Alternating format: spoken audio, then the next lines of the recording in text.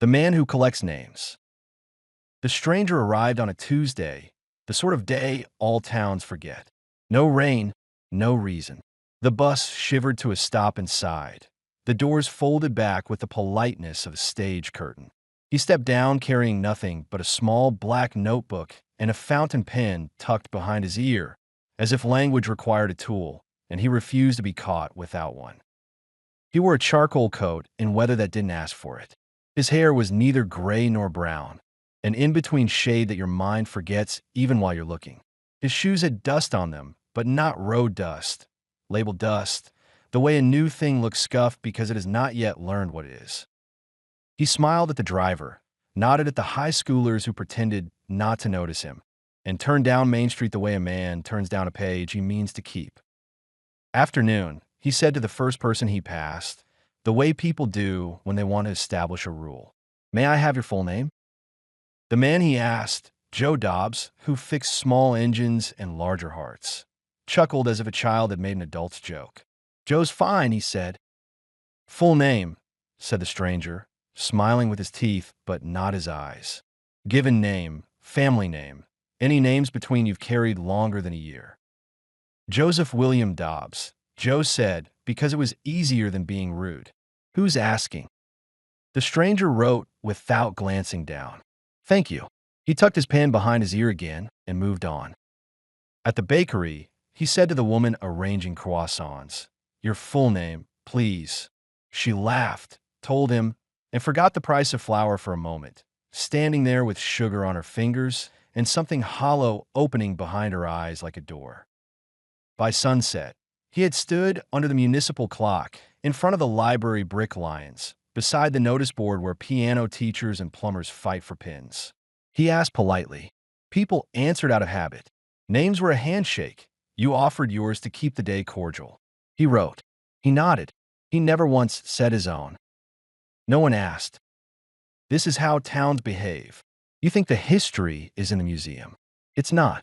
It's in the shortcuts you take when a stranger smiles. I was shelving returns at the library when he came in. The air smelled like rain that had been promised and reneged. I had a cart of hardbacks and the kind of headache you get from fluorescent lights that flicker at a frequency just south of tolerance. He paused under the transom where the old hand-painted public library letters still flaked like fish scales. The bell did not ring for him. I noticed that much. Good afternoon, he said to me, voice like a radio tuned correctly. May I have your full name? No, I said by reflex. I have a professional relationship with names.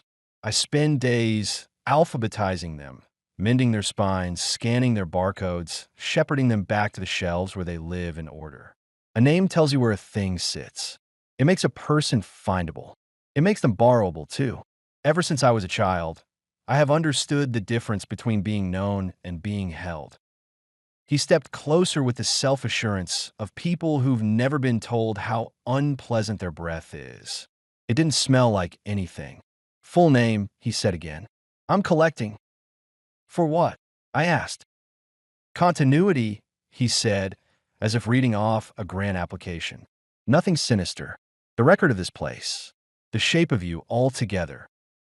You can put me down as Nettie, I said.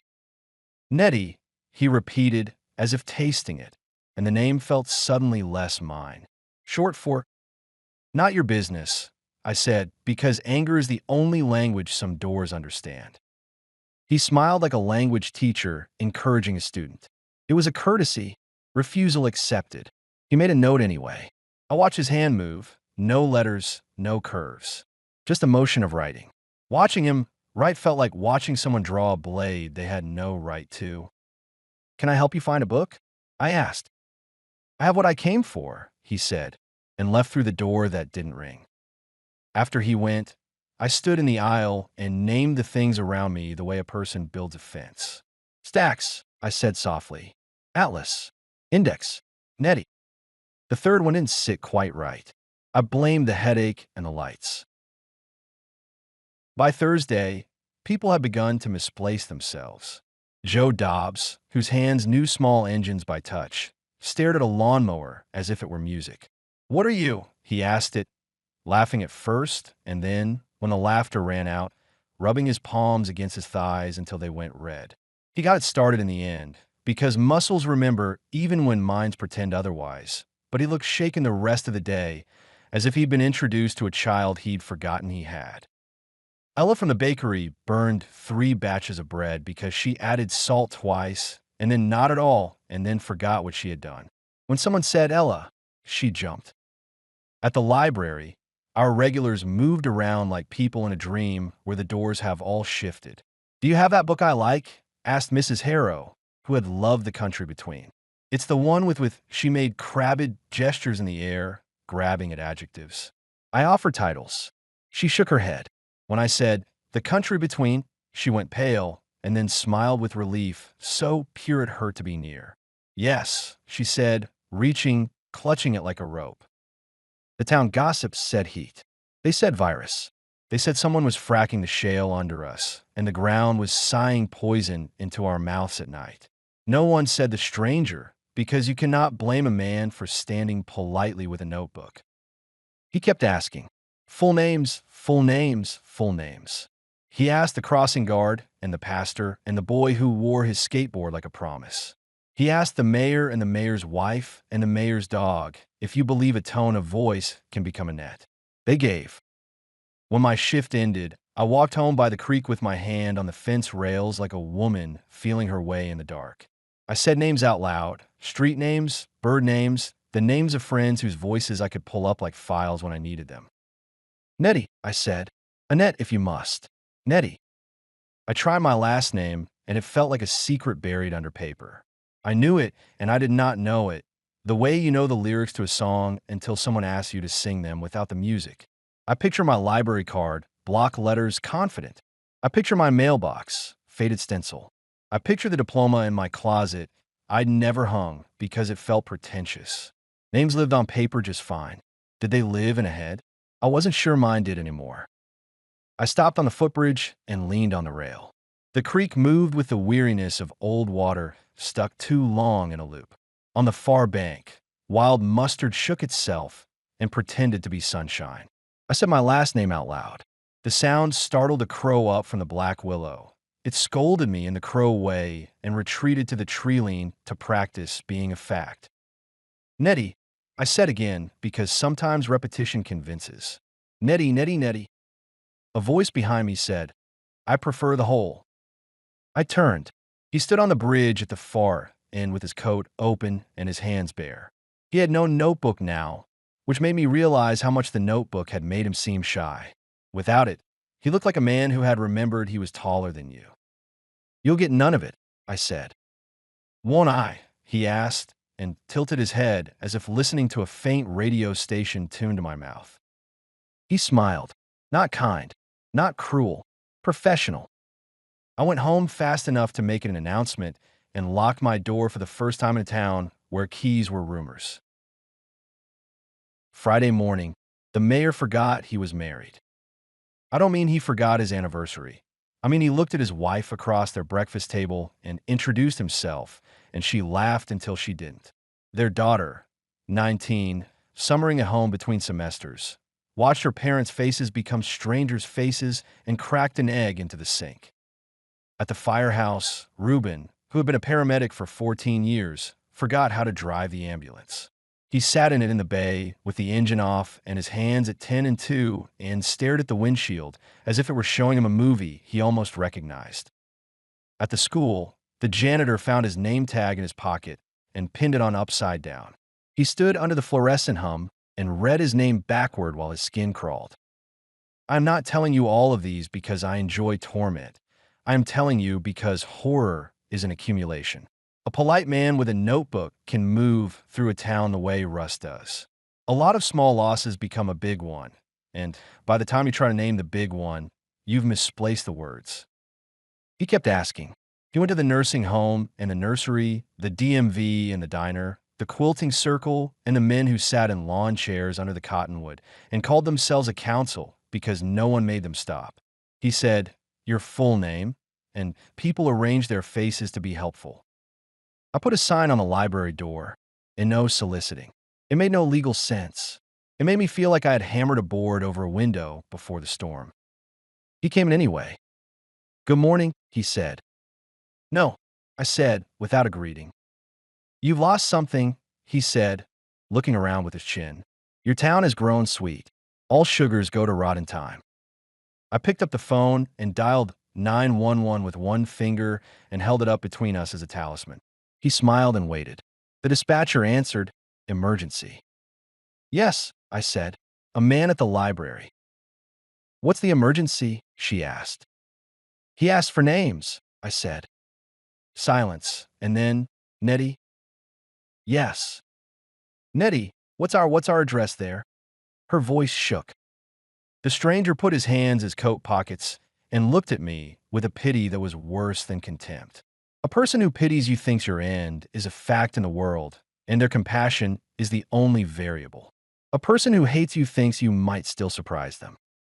I hung up. He watched me do it. "You can't have mine," I said. "You misunderstand," he said. "You already gave it." "I didn't," I said, and then realized what he meant. Names leak. They live on envelopes, in municipal databases, on school sign-in sheets. They live on your library card. He had not needed me to speak. He had needed me to exist where a clerk could spell. "How much does a man need to own the rest?" he asked, not expecting an answer. I picked up the heavy black stamp we use to mark discards. The satisfying thud of withdrawn a small pleasure. I held it like a rock. "Try it," I said. "Ask me again." He didn't. He looked at the stacks like a gardener looks at a field ready for harvest and said, conversational as the weather, "You should consider leaving." "Town?" I asked. "No," he said. "Your skull." He left through the door that did not ring. I sat on a circulation desk stool with a stamp in my hand and realized I was shaking so hard I could have churned butter. I said out loud my first name 3 times and my last name once in a prayer I hadn't used since I was 9. I said my street, my favorite color, the names of the library lions. The world arranged itself around the words the way a dog arranges itself around a command it knows. And then the bell over the door rang for someone else, and I realized the bell worked. It just didn't regard him as coming or going. I spent Saturday trying to make science of it. Science is just ritual that drunk people respect. I called people who hadn't been asked for their names because they hadn't been in town that week. Fran, who was visiting her sister, and Mr. Coyle, who was stuck in bed with a hip that had turned traitor. "Tell me your full name," I said and braced. They did. They did not falter. They said their fathers' names and their mothers and the weird middle ones given to appease a dead aunt. They laughed at my tone. They were fine. I called people who had given their names to the stranger and asked them to say their names back to me as if I could call the pieces home. Some spoke them and then forgot to say goodbye. Some spoke only the first and then hung up as if embarrassed. One man, Dan with the road trip mixtape, who had dated me for 6 weeks in the kind of summer that convinces you like beer, said, "I'm me," and broke down in a rage so sharp it made the phone hot. I made a grid. Asked/not asked on one axis, affected/not on the other. I put names in the squares and then stopped because writing them felt like picking up pennies on a railroad. He came into the grocery store at noon and asked the cashier at checkout 2, and then the cashier at 3, and then the boy corralling carts. He went to the butcher and asked, "Your full name?" And the butcher, buddy to everyone, Bernard in print, answered and then stared at his own hands as if waiting for them to tell him what a knife was for. He did not write, not anymore. He did not have to. He had moved from harvesting to consuming, and eating focuses a person. At 2 p.m., the mayor held a press conference on the municipal lawn, the same place where the 4th of July bands played Sousa-like Apology. "We are aware," he said, with his wife standing beside him, white-faced and smiling as if her skin were afraid to crack. "We are working with county and state officials." He looked at his notes. He lost his place. He forgot what the phrase state officials meant and stood there, mouth open, while the cameras took pictures of a man who had mislaid his nouns. We all watched streaming video of a man learning to be a picture. The stranger watched too, somewhere. He passed the library windows, walking slow, and glanced in at me the way a man glances into a bakery to reassure himself the pastries will be there when he wants them. He touched 2 fingers to the brim of the hat he wasn't wearing and moved on. I went to the back room and threw up quietly into the bin lined with newspaper. Sunday was the 7th day, the day in some stories when heroes rest and in others when they make their luck. I printed my name out big on a sheet of paper and taped it to the refrigerator so I wouldn't forget it when I went for milk. I wrote it on the bathroom mirror in soap. I put it as my phone background so that each time someone texted me, "Did you hear?" I could answer yes and not forget to whom it had been sent. I went to church because the pews were alphabetized in our heads as children, and sitting in yours concludes the sentence. The sermon was about Exodus and also about the chancel roof, which needed new flashing. The choir sang a hymn about being known by name that made 3 people leave because they could not abide the irony. He stood at the back. He did not sit. He did not ask. He smiled like a man who brought a jar of flies to a picnic and admired himself for sharing. Afterward, in the fellowship hall, he shook hands with the pastor and said, "Your full name?" And the pastor answered, and then looked at his own palm as if he had held something alive and watched it die. I got home and called the only person I trusted who had ever faced down a bully and won. My grandmother, dead 19 years, couldn't pick up, so I called my father. He lives 2 states away, in a house he pretends is not full of things he has not thrown out. He answered on the second ring, voice tired in the way voices get when they're not done being fathers, but would like politely a promotion to ghost. "Dad," I said, "say my name." He laughed. "Are we doing drills?" "Fine." Annette May. I hung up. I did it because the name is my mother's fault, and hearing it in his mouth hurt the way old gum hurts when you bite down. I stood in my kitchen and looked at the soap letters on my mirror and said, "Nettie, like a promise you might keep if you survive the night." I opened a blank document on my computer, one of those new ones that save to the cloud and therefore to some bright nowhere out of this town's reach. I typed my full name across the top. I typed everything I could think of that tethered me to a person. The name of my first teacher, the names of my cats, the cereal we could never afford and bought anyway, my high school locker combination, the smell of my mother's winter coat when she came in from weather, the name of the boy I loved and didn't marry, the color of the paint in the library's back room we swear is eggshell, but is actually surrender. I typed until my wrists ached, and then I printed it and taped it to the inside of my closet door and another copy to the underside of my bed because darkness is where names go to hide. At sunset, he knocked on my apartment door. Not the polite knock, the ownership knock. 3 beats. A pause.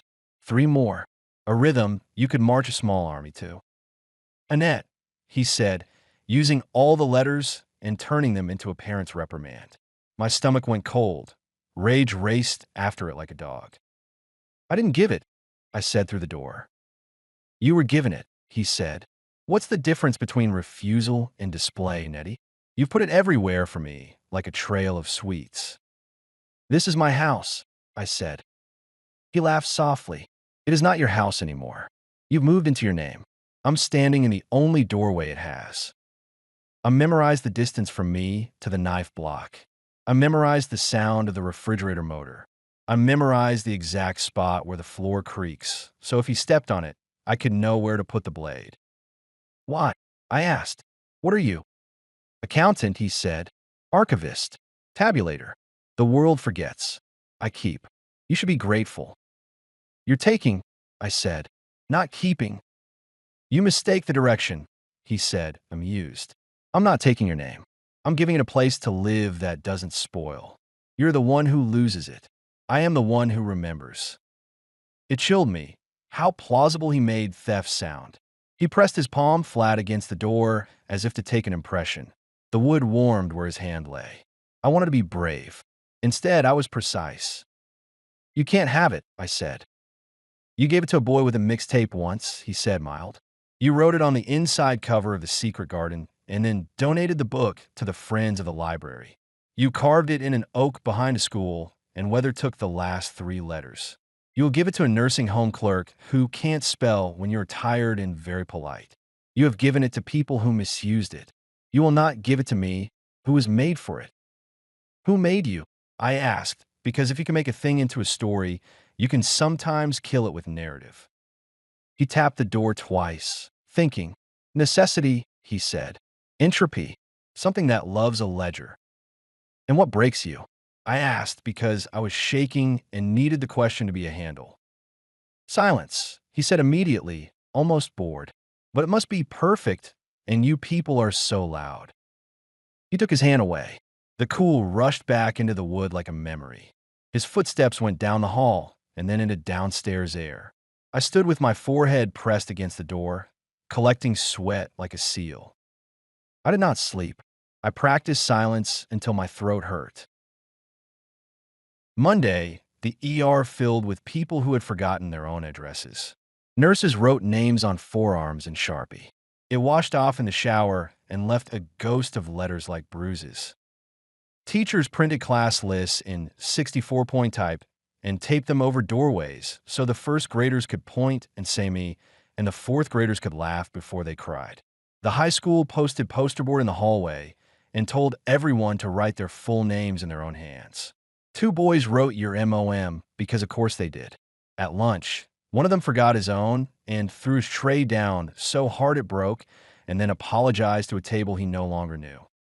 A woman in line at the DMV put her head on the counter and wept because every name the clerk said sounded like a hat that did not fit. The stranger kept walking. He didn't ask anymore. He didn't need to. He passed, and people stumbled. Names slough the way scabs do when you decide to swim before you should. At the library, a man returned a book he'd had for 3 years because he had forgotten it belonged to us and was so relieved to discover borrowing was still a rule that he hugged me. He smelled like rain and cardboard. He didn't know his name, and I called him sir, and we both pretended this was enough. At noon, the stranger came in again. He walked to the card catalog we keep as a joke and ran one finger along the edges of the drawers. He stopped at D, my last name, and slid it open. The cards smelled like glue and dust. He thumbed them with the expertise of someone who has always been allowed to and pulled out the one with my family's name stamped across it like a brand. He held it between 2 fingers and smiled. Don't, I said. Withdrawn, he said, cheerful as a clerk. He tore it neatly in half. I didn't think. I picked up the stamp and swung it. It hit his forearm with a satisfying, stupid sound. He made an involuntary noise. Not pain, not surprise, delight. He took the stamp out of my hand with the patient strength of a parent relieving a child of a fork. He set it on the desk. He reached across and touched my wrist. There was no pain. There was a warmth like embarrassment and a scent like paper factories, and then a hollowness behind my face. Annette May, he said softly, tender as unkindness can be. Borrowed, borrowed. He touched my first name. He touched my second. He did not say them. He did not need to. I jerked my arm back and stumbled into the stacks, lungs climbing my throat. I pressed my hand to the spines, seeking texture, refusing to be a smooth wall. I whispered Nettie until my voice filled with cotton. The girl at the front desk, Cassie, 19, pink hair, peered at me, worried. You okay? Fine, I said, not fine. Just books. Cool, she said, not knowing how to triage an adult. He left. The bell rang for him this time. I let myself slide down the end of the reference shelf until my skirt caught on a staple and stopped me, reminding me my body still obeyed friction. I put my forehead on my knees and whispered my name until I fell into sleep that had no dreams. When I woke, an hour had gone, and a stranger had not come back, and Cassie had put a blanket over me the way a good dog puts a toy on your foot when you are sad. On the blanket, in Sharpie, she had written my name. She had spelled it wrong. I burst into grateful, snotty laughter that spiraled into tears that shook the shelf. By Tuesday, people had started tattooing themselves. First it was marker. Then it was stick and poke, bathroom needles, somebody's cousin who owned a gun. The tattoo shop on Elm put a chalkboard sign outside that read, "We will do it clean." Their windows were fogged until midnight with breath and shame. People chose fonts. People chose wrists. People chose ankles. People chose chests over their hearts because symbolism is an easy road when you're panicking. He watched. He approved the hustle. He took anyway. "I don't need your surface," he said to me when we crossed on the square, and I did not move to let him pass. "Only the thing you think your surface protects." "What do you get out of it?" I asked. "What is the flavor like?" He looked at me, pleased, as if I had finally asked a mature question. "You don't eat? You don't hold food in your mouth and wait for your animals to stop racing so they could tell you to girl? It is like that. It is the best of that. It is gratitude turned inward." "Gratitude to whom?" I asked. "To continuity," he said. "To the arithmetic that says this tally equals that. To the ledger. To the ledger." "I'm going to break you," I said, surprising myself at the tone. "You cannot," he said. "Silence," I said. "You said perfect silence." He smiled. "You are loud even when you are quiet. You hum. You narrate. You make jokes." I stopped. Humor is the skin we grow to keep our insides from showing. I have been making jokes since this began because jokes are shape. My mother's voice in my head said, "Stop being clever, be safe." "Where are you from?" I asked, because stories help me set a table, even for monsters. "Is there a town where people call you by your name?" He tipped his head. "I have had many names," he said. "They help when I am young in a place. Then I don't need them." He smiled, unkind, at the corners. "I like yours." I left before he could say it aloud, because hearing your name in a mouth that wants to live in it is worse than any scream. I wrote a note and taped it to the library's front door. "Closed for inventory." The mayor might have fired me for it if he'd been able to remember what I did. Cassie texted me a heart and said, "You want me to bring lasagna because food is the language Cassie speaks when the world uses tongue she refuses to learn." I went to the back and pulled every book that had ever taught me how to vanquish a thing. Folktales, theologies, psychology disguised as memoir. I sat cross-legged on the floor and read until the fluorescent lights became stars. There was a trick in a book from 1978 about saints whose names were eaten by time, resisting by becoming the thing that time did not know how to account for. A silence that was not emptiness, but refusal.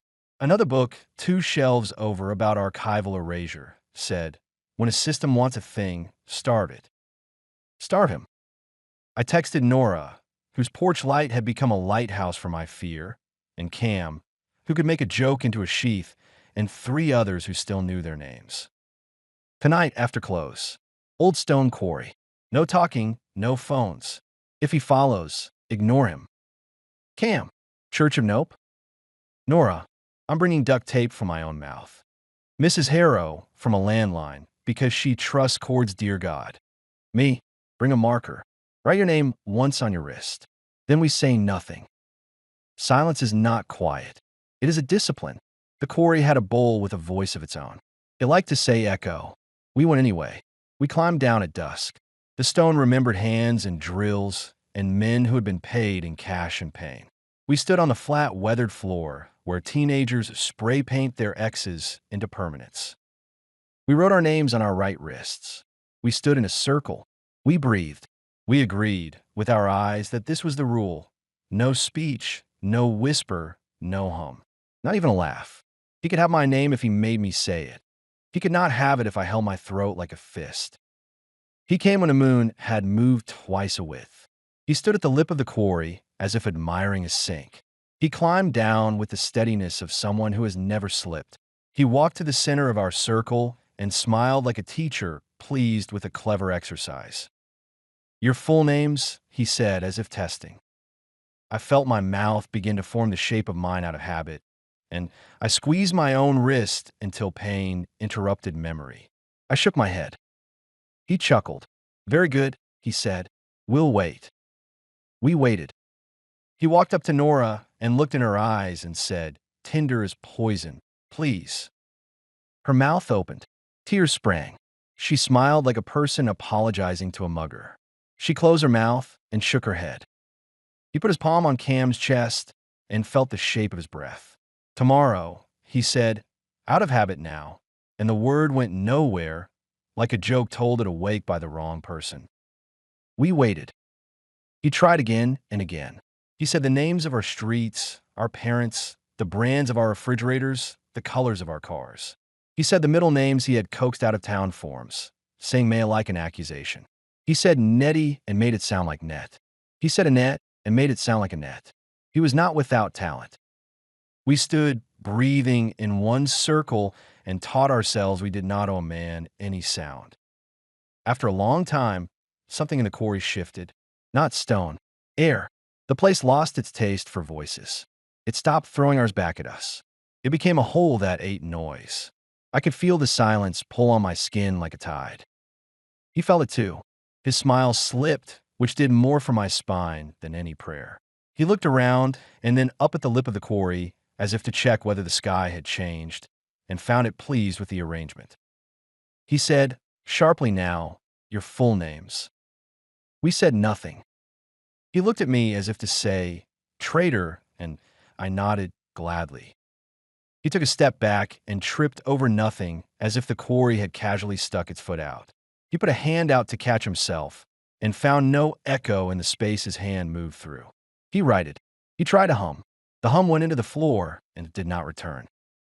This isn't fair, he said, petulant as child. You feed me and then deny me. You don't have a name, Cam said, broke the rule, but said it so softly the quarry forgave him this one kindness of a sentence. The sentence slid into the dirt and did not come out. I have many, the stranger said, furious and stripped. More than you. Enough to make your 1-1 into ash. He stepped forward as if to shove me. He put his hands on my shoulders. My name yanked forward in my body like a dog trying to rip off a leash. I held still. He pulled. The quarry pulled harder. He made a sound that had no consonants and then stumbled backward and then, for the first time since he had arrived, looked as if he had learned there was a place in the world he could not stand. He turned. He climbed. He left. We stood.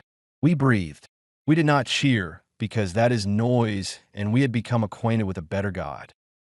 We stayed until the moon had moved beyond the quarry's lip, and the bowl began to bounce air back again. We walked home without speaking. We did not text, either. We put our hands on our wrists and touched the wrong-spelled names, and remembered we had bodies. He did not go. Monsters never go. They learn and they wait. He stopped asking. He walked quieter in case quiet would trick us into forgetting our discipline. People remembered again in clots, not cleanly. Names returned like cats. Some came when called.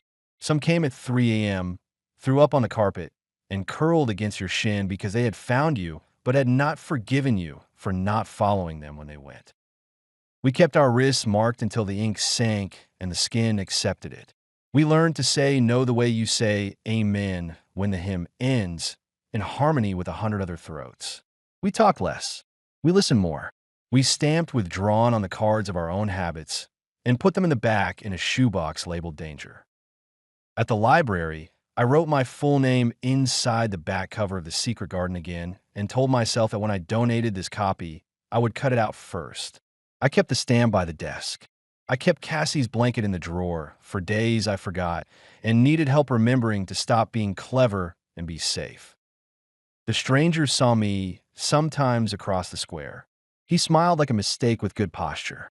He tipped his head at me, a truce he did not mean, the way a cat blinks at you long and then eats your sandwich anyway.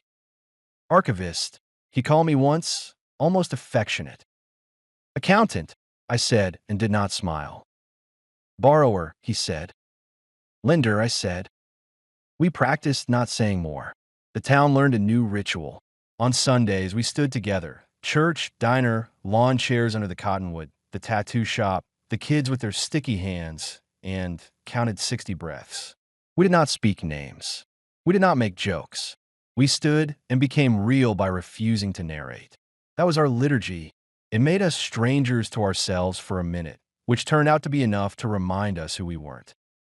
Once, months later, a bus sighed to a stop and a different man stepped down with a different notebook and a different smile. He paused, tested the air with his chin and asked the first person he saw, "Your full name?" She laughed as if a child had asked an adult's joke and said, with perfect politeness and practiced grace, "No." He tried 3 more people and then got back on the bus and let it carry him somewhere hungrier. The stranger stayed. He had learned a new rule, that a place can be unappetizing if it eats sound better than you do. Now and then, I catch myself forming my name silently against my teeth, tempted to keep the shape warm. I stop. I stand. I listen to refrigerators and creaks and the hum that men think is theirs and realize it has never been. When I'm especially careful, I can almost feel the quarry calling me a good student. I still wear my name on my wrist. The tattoo is crooked, misspelled, familiar. I stroke it when the bell over the library door does not ring. And when someone new asks me, gently, in a decent way, "What's your full name?"